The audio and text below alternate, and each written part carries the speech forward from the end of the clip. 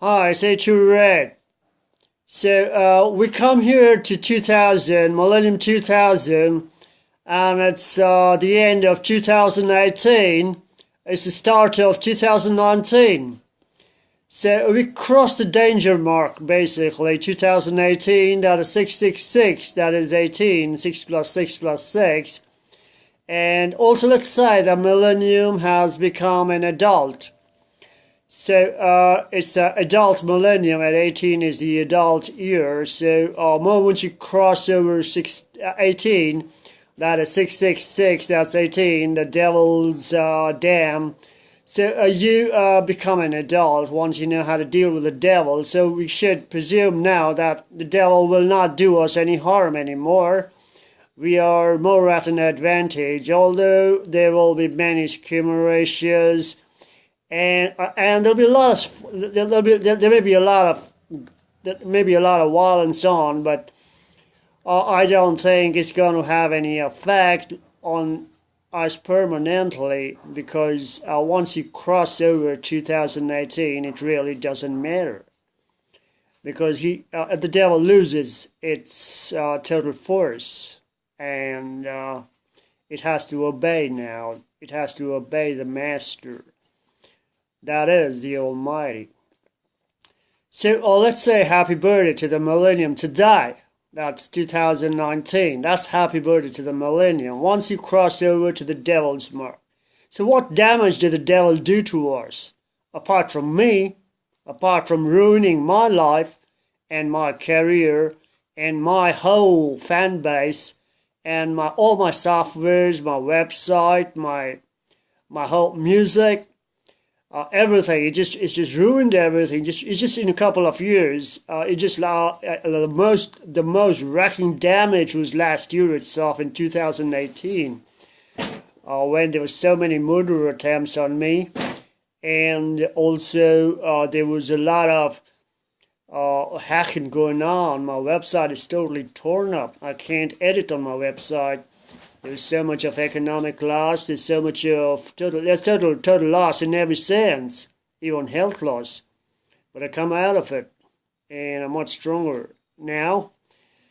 And what about the global scene? You've seen what happened in the global scene, what a wreck it really is. So, like as usual, we are more about aesthetics, academic aesthetics. Let's assess the academic aesthetic damage done to the world, the society, and everybody, including the animal species, the God and earth, even the mud, the grain of mud, the blue sky, and all the solar system, because of the devil, basically mankind at its worst. So what do we see? You see, when we were very young, I remember growing up with hypnosis, hypno beauty, hypnotech, and discotheque, disco, music, rhythm. Rhythm was a perfect beauty rhythm. I'm going to say all those Diana Ross and Olivia Newton-John. From Diana Ross to Olivia Newton-John, it was perfect from the 60s, 70s till 90s.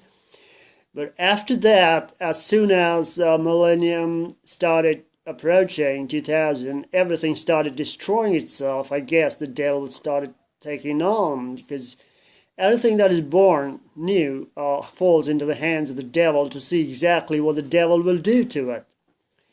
But every devil has its own. But at 2019, I guess it's over. That's basically the mental effect, the spiritual effect. But the physical effect still has to be dealt with.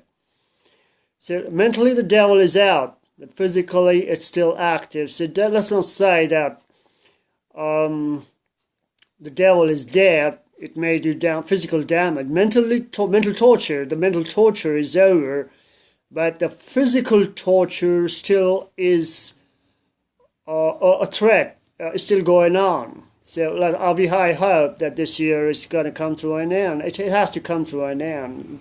Beautiful, good life has to come back to us again. So as the millennium has to progress, the millennium doesn't end over here. I may end, we may end, but the millennium will progress, and so all mankind go ahead. So all those beautiful people during my childhood, this millennium also saw the demise of my parents, General Christian Law, and my mother, Mrs. Christian Law. They were brutally treated by by the doctors, basically. The doctor himself is a devil. D for doctor, D for devil. The worst devil is a doctor. Refuses to give up. So, believing that water is a cure for everything. You drink water, it cures constipation. And that's all. So, momently your constipation is cleared. But he stresses on they stress on hygiene and everything, and not to drink water, because he called it water clogging. That's how my parents died, because they kept saying that they drink too much of water, it'll develop water clogging and salt retention due to excessive salt. So sodium should be minimized, and so should water be minimized, so that due to salt retention and water retention, it may lead to their death, because water will go into all the pores of the body. It would not be able to come out. So, and exactly what happened, basically, they did that, and obviously there was water retention, and due to low sodium and other aspects, there's a multiple organ failure. So if they had just left my parents alone and left me with their parents, I guess I could have killed them with just water. So the problem is, what we grew up with was a beautiful life, and even my parents said that. My dad was very angry. He was one of the best diplomats in the world. He was a military diplomat. He studied at Cambridge. He was MTech in radars, missiles, computers, control engineering from the best universities of the world, from IIT Kanpur in India, BITS Pilani. He's also from Staff College. He's also from the best organization in the military, that's quality assurance. He was busy with quality, basically, quality life. That's how I got into academic aesthetics. And he brought me up, my parents and my grandparents. My grandparents were also very well off and very educatedly. My grandfather was an inspector of schools, royal schools, and during the British period. And that's how he insisted I become a diplomat. He wanted me to be an international diplomat. That's the Indian Foreign Service, International Foreign Service. So my parents too gave me the education to be a diplomat. But what they didn't expect was the millennium turning out this way. And so my parents died pretty young, 60, 67, 69. It's not a good age to die. It's very young. Anyway, so I was brought up to be a diplomat. And that goes for my style, my education all over the world, and whatever education I've had, always in the best schools, obviously, to improve and develop my English and communication skills, apart from other technical skills like electronics and other computers and communications. So I didn't make it to a regular diplomatic service job, but I'm sure I am diplomatic one, being chief diplomat's son. I inherit that automatically. So I rather do diplomacy with the world on YouTube and with everybody around the world, rather than sit in a room and do diplomacy with a couple of hardcore neo-capitalist developed to just overstock words and overstock materials and overstock emotions and sell it at their own price, at their own convenience. That's exactly what's happened today with this neoliberal capitalist movement going on. and especially with unlimited production, that's called basically made in China, is overstocking and selling it at your price and at your own convenience whenever you want to. You can choose the product you want to sell.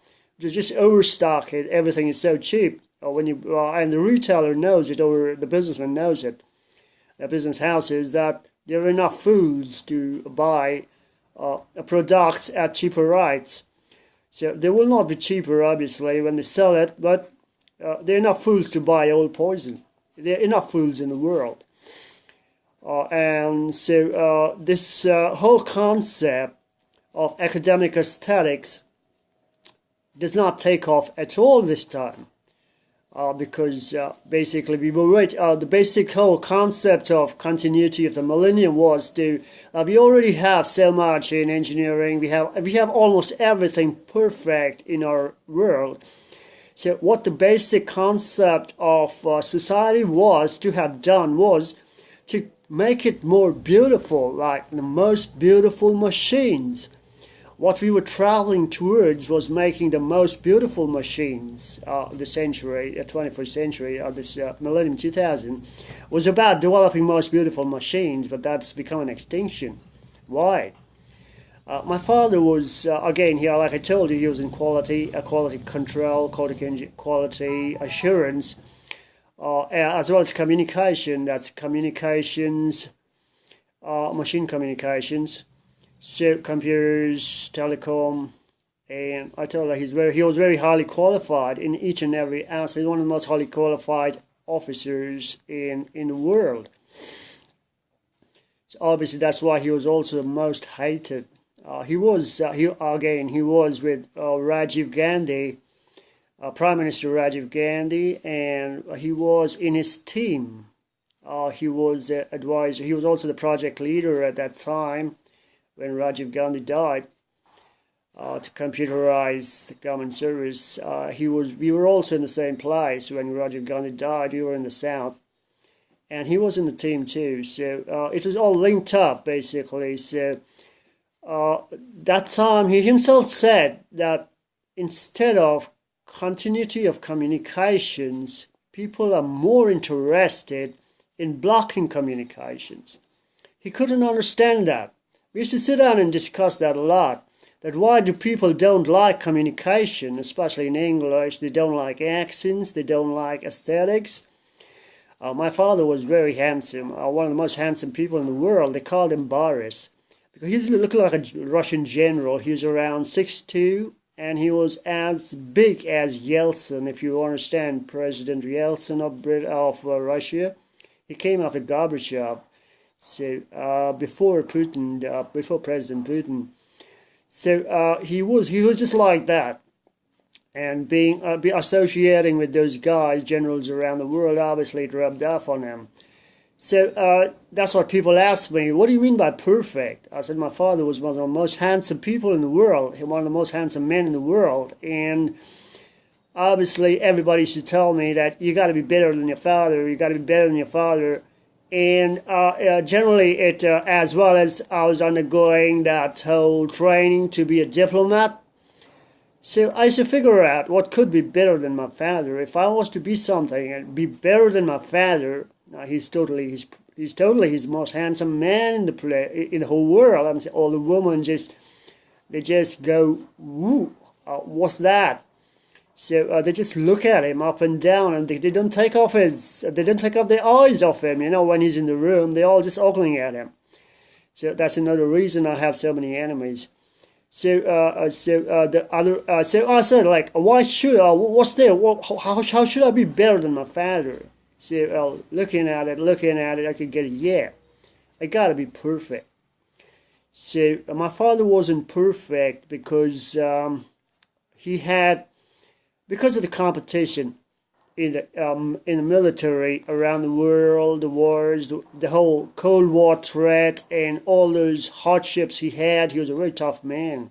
He was one of the most tough people. They used to say that once he was in a concentration camp in Mizoram, where there was a lot of insurgency and there was a lot of terrorism. basically it's called naxalites. In India, there's a different kind of coding in India, so they have different kind of linguistic barriers, so it's called insurgency. So there was one of these guys sitting over there, one of the Chinese communist guys, young guy. He was caught for some kind of violence. So my father was called in, and they were questioning him about some things. So he looked at my father, and he said, "Who's this?" He said, "This is the guy who's going to interview you." He said, I don't want to. I'll tell you everything." So that's the kind of guy my father was. He was a real terror-like. He was a real terror personality and a very handsome man. So I said, like, I want to be perfect. That would be a right fitting example to my father. So to be perfect. So what else would a son of a man, like a general's son, as handsome as my father? He was considered as a King Dashrath. Later on, they used to call him King Dashrath. King Dashrath was a father of Ram in Ramayana. So they used to say he's just like that. He's a God Almighty. So I said, I'll be perfect. So that's what I want to be. That's how perfect came about. And that's how perfect trainers came about. Anyway, so since it's 2019, and these memories came down to me, especially my father, mother. They were so beautiful. My mother was so beautiful, so beautiful. I can't express that, they were so perfect in their upbringing that I just don't understand. You can make out by my presentations, my speech, my language, as well as my lifestyle. Maybe my lifestyle today is not as beautiful as it was, living in those big mansions, lazing around and with all that pomp and show on my own, obviously because of the devil 666 and other aspects. Parents suffered and died because of that. They understood. But before he died, my father was in the hospital, and I walked in the night before he died. He looked at me in the eye. He said, "Hi, perfect." I said, "Yeah, Dad." He never said that ever before. I said, "What?" He said, "Hi, perfect. You're perfect. What's up?" So take me down to the room. I want to meet those people. So I was wondering why he said perfect to me when he never said that ever to me before. So anyway, later I went back, and in the night I got a call that your father is no more. Come and take his body. It's just like any hospital do, and that's the worst part for the hospitals too, because they do it like their business is out. So they're very angry about it that a general died over here. So anyway, remembering these things. Remembering these things bring me to the point that there is a point you got to make at some time in life. It's not that you take and don't give back anybody anything. What you give back others is very important. If I had married, I would be having a kid around 18, 19 now. But I didn't.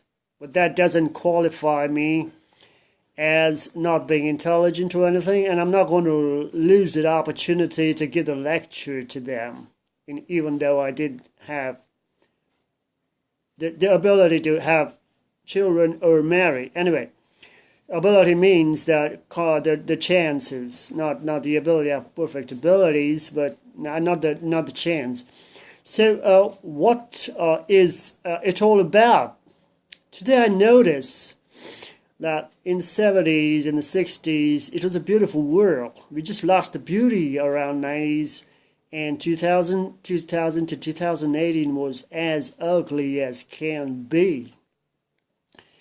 But I want you to look into that don't take that ugliness as an example that it gotta continue.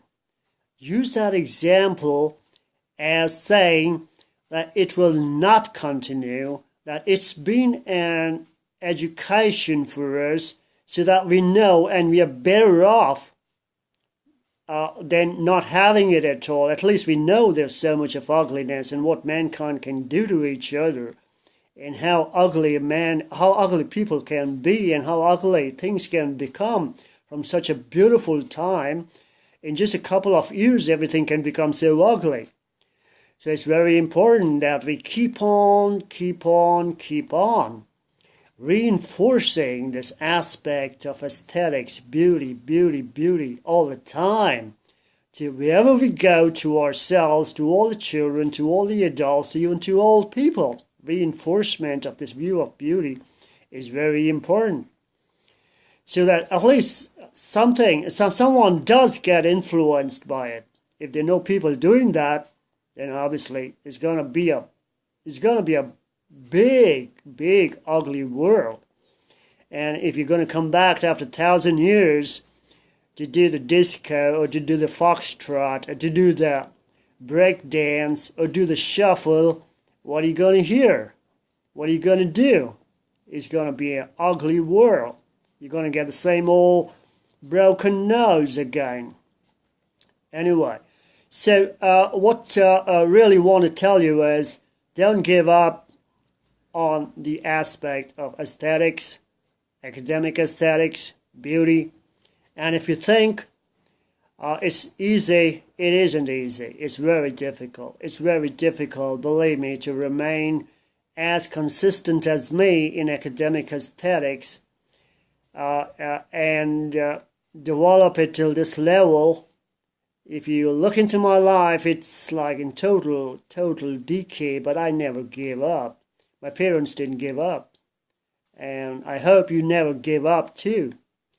So if you set it up this time, it'll continue till Millennium 3000. It has to.